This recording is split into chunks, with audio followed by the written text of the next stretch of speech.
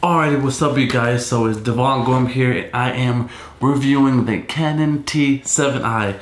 So a little bit of a disclaimer, I am using the Canon T7i as my main camera to film this because I don't really have like another camera to film this with. I mean, I do have like either my phone or I do have my Nikon D60, but I don't want to use those because it can't really record at all, the D60, but I love this T7i. I have the box and everything. I can show you guys everything else but the physical camera itself. I know I do apologize, but let's get into it. So just starting off with this box, man. Just looking at it, it doesn't look, you know, much different from like the other Rebel series and stuff. Even the camera itself doesn't really look anything different from the, you know, the T3i, T4i, T5i.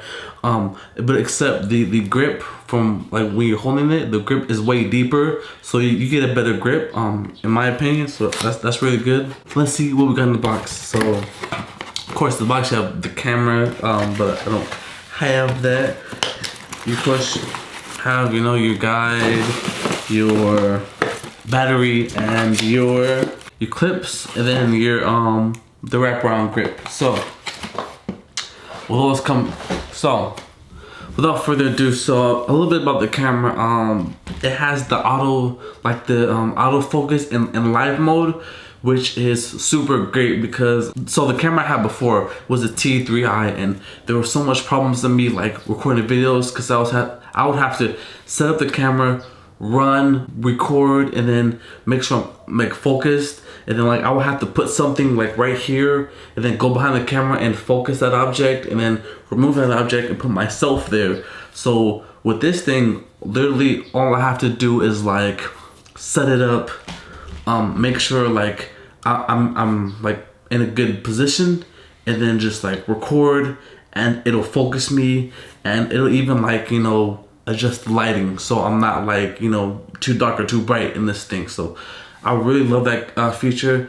So for me, a lot of this comparison is going to coming from my experience using the T3i with this T7i. So the T7i is great. Another good thing is like it has Wi-Fi and Bluetooth on it. So what that means is like it has this cool feature where you can get like a Canon connecting app on your phone, and then like you can control this from your phone. So but of course you just gotta have Wi-Fi. So if you guys have Wi-Fi at your house, connect to Wi-Fi, connect this, and then you can just like record the video from your phone, or you can like take pictures from there with your phone.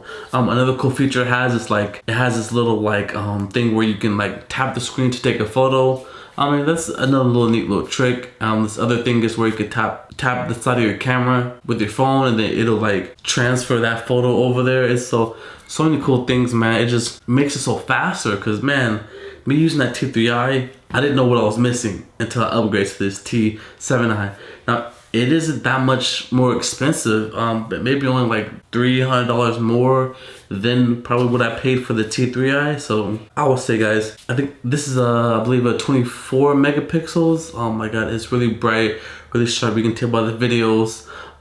The sound quality without the microphone sounds very decent, but I'm using a Rode microphone, so just to give it that little extra clean sharpness to it. So that's really good. Like, just overall, I think that this camera is really good. Let's look at the box one more time, because like I said, I am sorry I don't have the physical camera because I'm using it. Let's see what else. You can see how the features come with kit lens, the full HD, all that crap, you know, vertical. So it is, if you guys are like me that shoot video and that shoot photography, this is a good camera to, you know, do both for a lower budget, because anything higher than this grade, it starts getting into the thousands. Like, you know, if you give it to like the Mark III, Mark IV, Mark V, the Mark V, you know, and above you'll be in the thousands. And that's just for the camera, and then you're gonna pay more for the lenses, and then you can pay more for the batteries, and it's gonna add up. So for people that are not into the professional level where you can afford to pay thousands of dollars for equipment, this probably only run you about between seven and like $850, depending on where you get it from, what deals you can get, and if you get something used. So you know, you can get it for about, you know, under $1,000 for sure. But it's a really good camera. I really like it. Like I said, I just like how fast it is. Like, you just go in, you can transport some photos, hook up to Wi-Fi, hit the video, it'll zoom in for you. So if you're making as much videos as I make, because I make a lot of videos, a lot, you know, you're able to get yourself in back and forth really fast, then you can set up the next video. So all in all, I will give this camera, well, first, from comparing it to the T3i, it gets a 10 for the T3i, because the focusing, autofocus, like the in camera, the touch screen, all that for me gets a 10.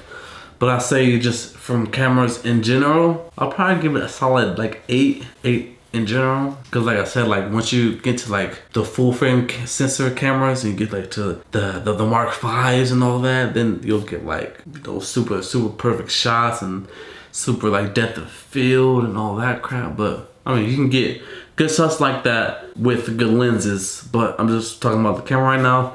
Good camera. I do recommend it. I recommend it a lot, especially if you're shooting a lot, because it's really fast. So I like it. So alright guys, I'm Devone Gorum again. Let me know if you guys want any other reviews for any other electronic equipment that I can possibly give you guys. Thank you guys. Like, comment, subscribe.